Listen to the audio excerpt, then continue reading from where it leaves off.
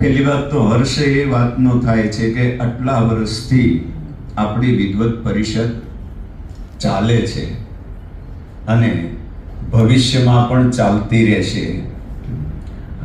હવે આ યુટ્યુબમાં પછી આ મોબાઈલમાં આપણે નથી જોડાયા, એમાં જૂની પેઢીને મોબાઈલને ઓપરેટ કરતા આવડતું પણ ન હોય, જેમાંનો એક હું પણ હોઈશ. તો આપણે બધા જોડાતા રહીએ. આખી દુનિયાનું એ ગણિત છે કે આપણે નબળા હતા એટલે ગુલામ થયા એમ નહીં. આપણે તાકાતવાન હતા, તાકાતવાન છીએ અને હશું, પણ આપણે ગુલામ થયા એનું કારણ આપણે સંગઠિત નહોતા.